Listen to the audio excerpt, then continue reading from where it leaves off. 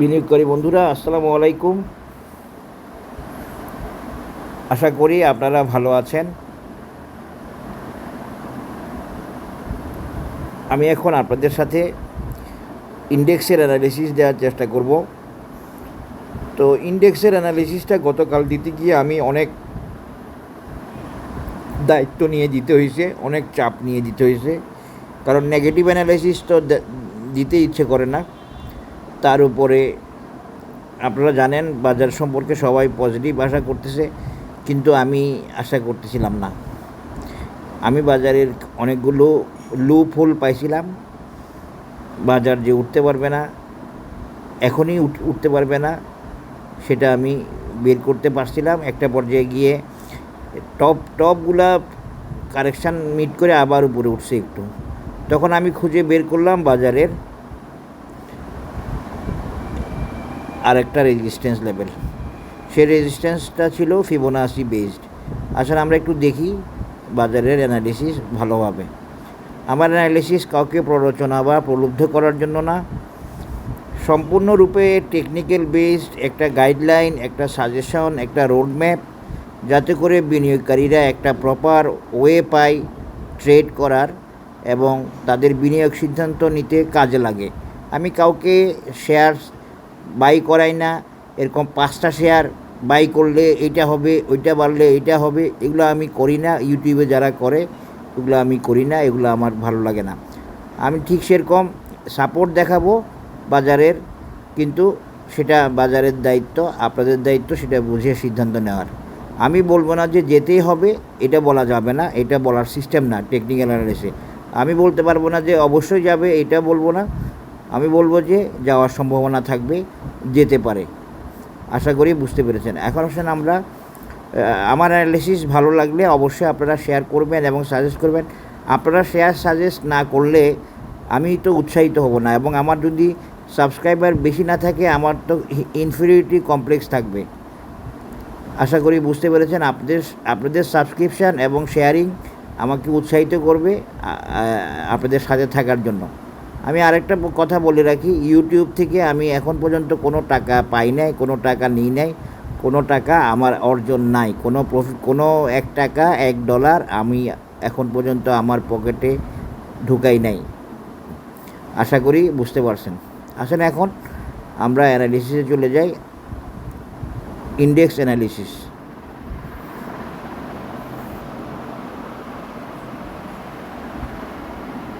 Index analysis দিতে গিয়ে আমি অ্যাজ ইউজুয়াল আপনাদের সাথে এই যেটা নিলাম, এই ইচিমুকু নিব, এবং প্রথমে আমি আপনাদেরকে একটা ফিবোনাচি দেখাবো, যেটা আমি আপনাদেরকে আগে দেখাই নাই। একটা ফিবোনাচি মেজারমেন্ট দেখাবো।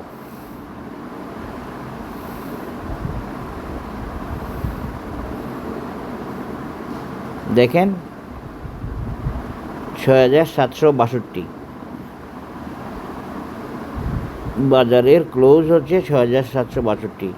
আমি এই ইউটিউব চ্যানেল খোলার আগে আমি বলছি, বা খোলার পরে বলছি, আমার অন্যতম টার্গেট বা লক্ষ্য হচ্ছে বাংলাদেশের অধিকাংশ বিনিয়োগকারী মনে করে এই বাজার অ্যানালিসিসে চলে না, বাংলাদেশের বাজার টেকনিক্যাল অ্যানালিসিসে চলে না, বাংলাদেশের বাজার টেকনিক্যাল অ্যানালিসিস ওকে হয় না। হ্যাঁ, তো কারো কোনো টেকনিক্যাল অ্যানালিসিসে আস্থা নেই। তো আমি বলছি, আমি ইউটিউবে আসছি মূলত আপনাদেরকে এই কনফিডেন্সে আনতে, প্রমাণ করতে যে বাজার সম্পূর্ণরূপে টেকনিক্যাল অ্যানালিসিস বেসড। কিন্তু আমরা ভুল করাতে লোকজন টেকনিক্যাল অ্যানালিসিস যারা দেয়, তাদের পারফেকশনের অভাবে, তাদের কম্পিটেন্সের অভাবে, তাদের ডেক্সটারিটির অভাবে হয়তো আমরা দেখি যে অ্যানালিসিস হয় না, ওকে হয় না। তো এই জন্য সাধারণ পাবলিক তো বিশ্বাস করবে না, এটাই স্বাভাবিক। আসলে এই লক্ষ কোটি টাকার বাজার কখনো রুলস রেগুলেশন না মেনে চলতে পারে না। টেকনিক্যাল অ্যানালিসিসের টুলস সারা বিশ্বের সব দেশে এক, টেকনিক্যাল অ্যানালিসিসের ইন্ডিকেটর সারা বিশ্বের সব দেশে এক। হয়তো উন্নত বিশ্বগুলোতে ওরা আরও বেশি ইন্ডিকেটর ইউজ করে, আরও ভালো ভালো ইন্ডিকেটর থাকতে পারে, কিন্তু আমরা যেগুলো ইউজ করি একই সেম ইন্ডিকেটর টেকনিক্যাল অ্যানালিসিসের সারা বিশ্বে। এবং এই যে ইন্ডিকেটর যে প্রোভাইড করছে ট্রেডওয়্যার এরাই তো ইন্টারন্যাশনাল একটা প্রতিষ্ঠান, এরাই তো আমাদের বাজারের এই অ্যানালিসিসগুলো প্রোভাইড করে। এই যে চার্ট দেখতে পাচ্ছি আমরা, এটা তো বিদেশি একটা প্রতিষ্ঠানের সফটওয়্যারের কাজ। আশা করি আপনারা বুঝতে পেরেছেন। এখন দেখেন বাজার বরাবর কোথায় গেছে, 5762 গিয়ে বাজার নেমে গেছে মনে হয়। এই দেখেন এখন বাজার 5762তেই বাজারের ফিবোনাসি একটা রেজিস্ট্যান্স আছে, যেটা ভেরি শর্ট টার্ম। এটা আমি আর আপনাদেরকে আগে দেখাই নাই, আজকে দেখাইলাম। আমি এটা কালকেও আমার চোখে পড়ছে, কিন্তু আমি সেটা দেখাই নাই।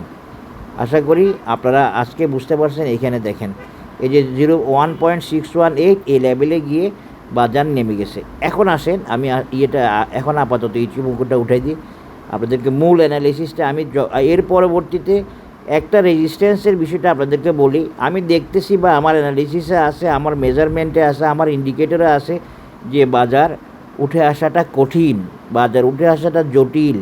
অনেকটুকু উঠে আসছে, এতটুকু উঠে আসছে যে এটা অনেক বেশি। আমি দেখাই দিয়েছি যে কোথায় নামবে কোথায় উঠবে আবার এটা।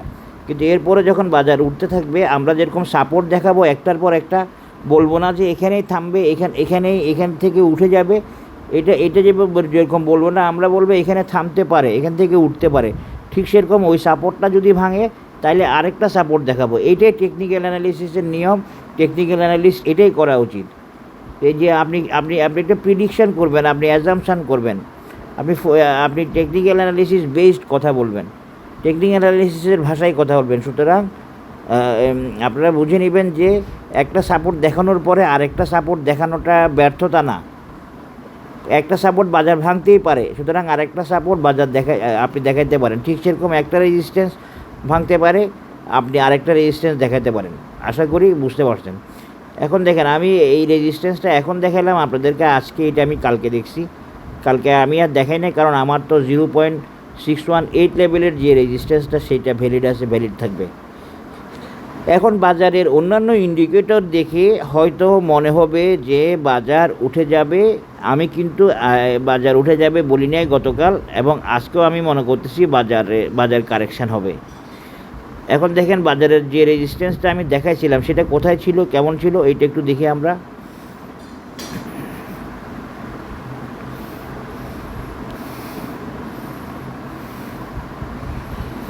এখনও বাজারের অনেকগুলো ইন্ডিকেটর বলতেছে বাজার উঠবে।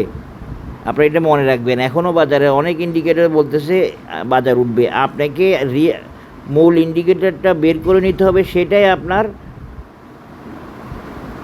আপনার এক্সপার্টাইজ। এই যে দেখেন এই লেভেলটা হচ্ছে 5762, 66 একই কথা। এই যে দেখেন এই লেভেলটা ছিল আমার রেজিস্ট্যান্স। সেটা কোন লেভেল, সেটা হচ্ছে 0.618 লেভেল বাজারের। এই যে দুইটা রেজিস্ট্যান্স মিলে গেছে, এখানে একটা রেজিস্ট্যান্স ফিবোনাসিতে, এখানে একটা রেজিস্ট্যান্স ফিবোনাসিতে, এই দুইটা রেজিস্ট্যান্স মিলে গেছে। এটা কত, 5766।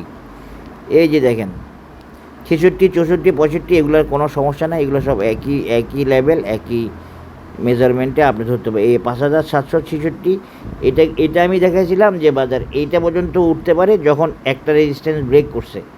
কারণ কি এতটুকু পর্যন্ত কেন উঠতে পারে, কেন বের করে দেখাচ্ছি, এটা ছিল golden ratio Fibonacci retracement extension লেভেলের। এখন দেখেন বাজার উঠতে পারবে না বলছি, এখান থেকে নামবে।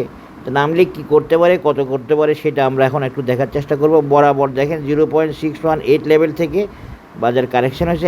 এখন আপাত দৃষ্টিতে আমি এখনও মনে করতেছি এটাই বাজারের রেজিস্ট্যান্স, এবং বাজার যথাযথ রেজিস্ট্যান্সে গিয়ে বাজার থামছে বা বাজার কারেকশান হয়েছে। আমরা এখন দেখার চেষ্টা করব বাজারের এই কারেকশান শেষ হলে বাজার কি করতে পারে, বা কোথায় কারেকশান শেষ হতে পারে বাজারে, আমরা এখন সেটা দেখার চেষ্টা করব।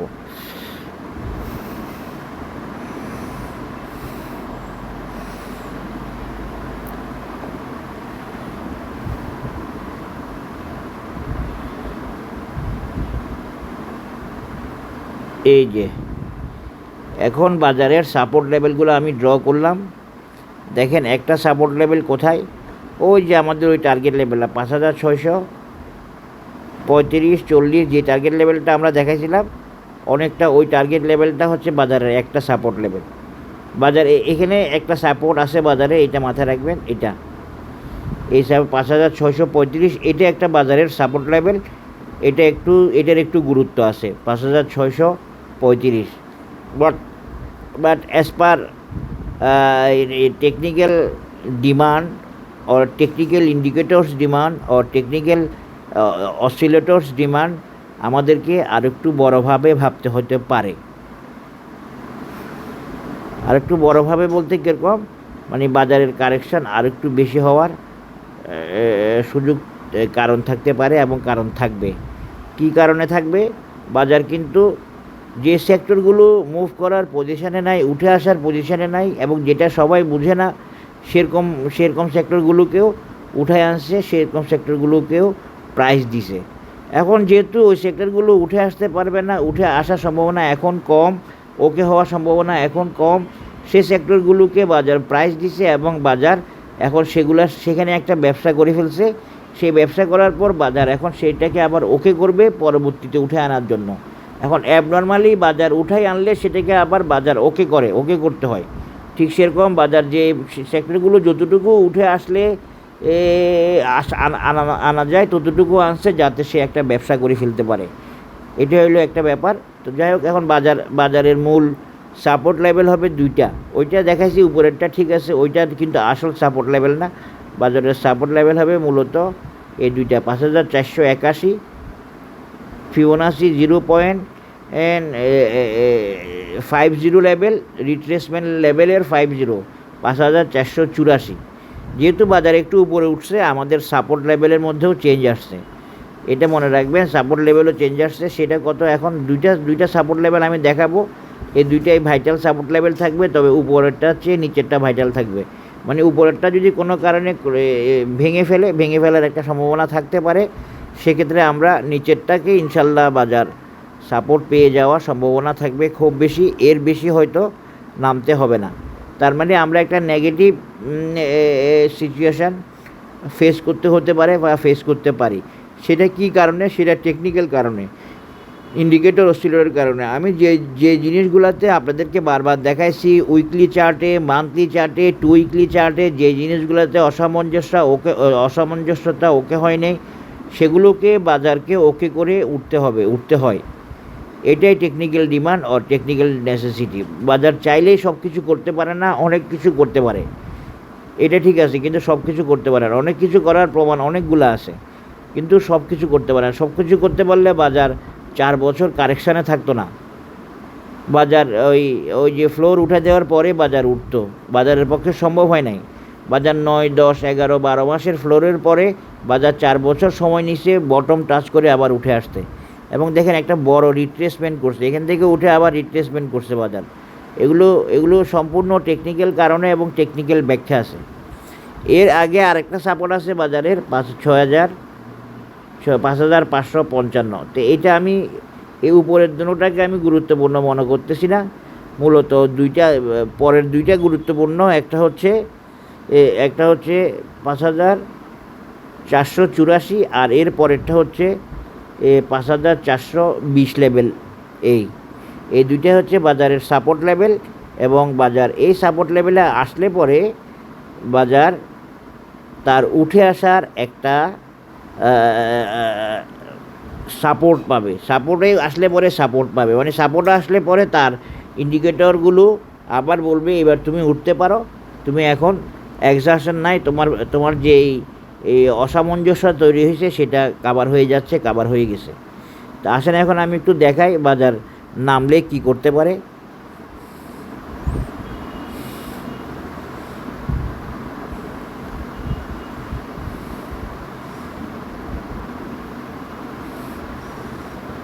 বাজার এতটুকু নেমে উঠে যেতে পারে, অথবা বাজার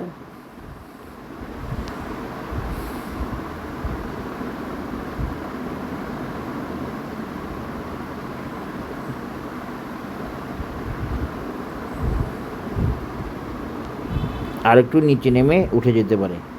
একটা হলো 5420, আর একটা হলো 5484। আপনারা বুঝবেন না, এই বাজার অনেক চালাকি করে, অনেক নির্মম, অনেক নৃশংস। বাজার ব্যবসা করার জন্য 100% নির্মম, 100% নৃশংস। এই বাজার যে লোকজনকে ফতুর করে দিয়ে রাখছে আজকে 4টা বছর, বাজার কি ভালো হয়েছে? বাজার কি কাউকে সাপোর্ট দিছে? ওইভাবে উঠে আসছে, কিছু শেয়ার মাঝে মাঝে বাড়ছে, ওই কয়েকটা শেয়ারই, কিন্তু মূলত বাজার তো ভালো হয় না। বাজার তো ইউটার্ন নেয় নেয়। বাজার যখন কারেকশানের প্রয়োজন হয়, বাজার যখন তার মাল ডেলিভারি দেয়, তখন সে মহানির্মম ও নৃশংস। এটা মনে রাখবেন। বিন্দুমাত্র আপনার কথা চিন্তা করবে না, বিন্দুমাত্র আপনার কথা চিন্তা করার সুযোগ নাই। কারণ বাজারের টার্গেট হচ্ছে আপনাকে ধরিয়ে দেওয়া। এটা শুধু মনে রাখবেন, বাজারের টার্গেট হচ্ছে আপনাকে আইটেম ধরিয়ে দেওয়া, আপনাকে আপনার সাথে ব্যবসা সেরে ফেলা। এটা হচ্ছে বাজারের মূল টার্গেট। তা আপনার জন্য যদি বাজারে সিম্পেথি থাকে, তাহলে বাজার তো আপনাকে ধরাই দিতে পারবে না। খুব মনে রাখবেন, এই বাজারের ফাঁদে পড়বেন না। বাজার ফাঁদে ফেলে, বাজারটা একটা ফাঁদ। বছরের পর বছর বসে থাকতে হবে যদি আপনি সঠিকভাবে এই কামব্যাক করতে না পারেন বা সঠিক সময়ে সঠিক সিদ্ধান্ত নিতে না পারেন। আমার এই অ্যানালিসিস কাউকে বাই সেল সিগন্যাল না, বাই সেল করার জন্য বলা না, কোনো প্যানিকের জন্য না, কোনো অ্যালার্মিং কিছু না। এটা একটা স্বাভাবিক প্রক্রিয়া। এখন বাজার যদি 5,700 থেকে 5,400 আসে, এটাতে খুব বেশি একটা সমস্যা নাই। এটাতে যে সেক্টরগুলো উঠতে পারবে না ওরা মার খাবে, যে সেক্টরগুলো উঠার আসছে ওরা উঠবে। যে আইটেমগুলোর কারেকশন প্রয়োজন ওগুলো কারেকশন হবে, কারেকশন পরে সেই আইটেমগুলো আবার উঠবে এবং বাজারের টার্গেট তো এইটা, বাজারের টার্গেট তো মিনিমাম এইখানে। তাহলে এখানে কত? 6,400 লেভেল। তো এখানে বাজার যখন যাবে তখন আবার এই শেয়ারগুলো ওকে হয়ে যাবে। আশা করি বুঝতে পেরেছেন। এখন একটু দেখার চেষ্টা করি এই মেজারমেন্টের সাথে আমার আগের মেজারমেন্টটা মিলায়ে, তাইলে আরও কিছু সলিউশন বেরিয়ে আসবে খুব স্বাভাবিকভাবে, খুব দ্রুত।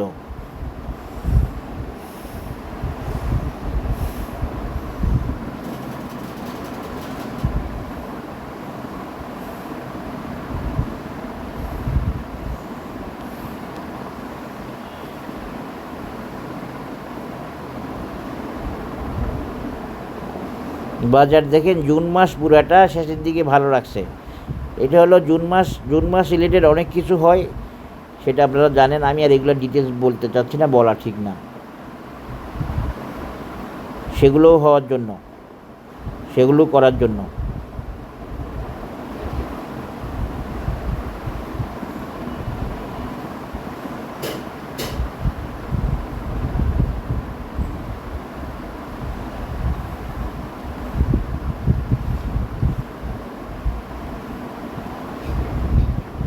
আর 200-300 পয়েন্ট কমা মানে আপনি ভাববেন না যে অনেক বড় প্রবলেম বা ক্ষতি হয়ে গেল বা ক্ষতি হয়ে যাচ্ছে। এটা খুব স্বাভাবিক একটা প্রক্রিয়া।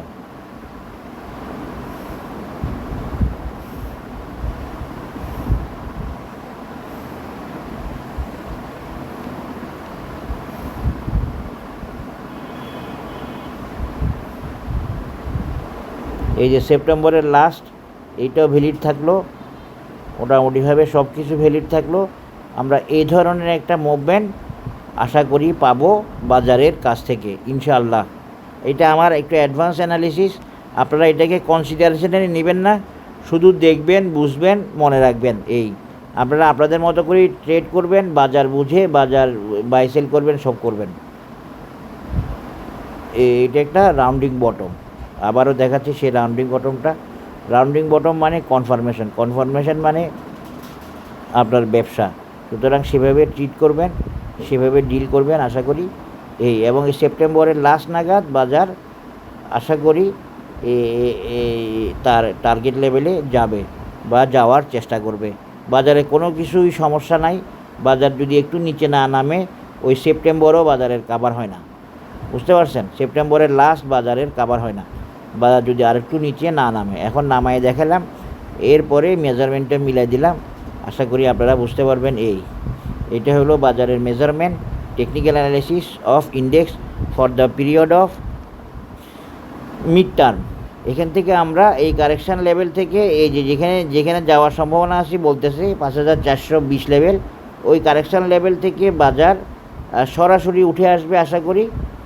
যদি এতটুকু নামে, আমি তো নামার কথা বলতেছি, এটা নামবে তো এটা বলা যাবে না, নামতেই হবে এটাও বলা যাবে না, কিন্তু যদি নামে যাওয়ার সম্ভাবনা আছে সেক্ষেত্রে ৫,৪২০ লেভেলে এরপরে বাজার হয়তো টানা উঠে আসবে এবং তখন বাজারের সাথে খুব সম্ভবত ব্যাংক যোগ দিবে এবং এই বাজার এখন আসলে বর্তমানে ব্যাংক নির্ভর। এই মুভমেন্টে আবার বাজারের সাথে ইন্স্যুরেন্স নাও থাকতে পারে এবং ফিন্যান্সও নাও থাকতে পারে। এই মুভমেন্টের সাথে থাকার সম্ভাবনা থাকবে টেক্সটাইল, ইঞ্জিনিয়ারিং, ব্যাংক, এগুলো থাকার সম্ভাবনাটা বেশি থাকবে। আশা করি বুঝতে পেরেছেন। এটা সম্পূর্ণরূপে একটা টেকনিক্যাল অ্যানালাইসিস, এর বাইরে অন্য কিছু না, যেটা একটা প্রেডিকশান বা ফোরকাস্টিং। ধন্যবাদ। আসসালামু আলাইকুম।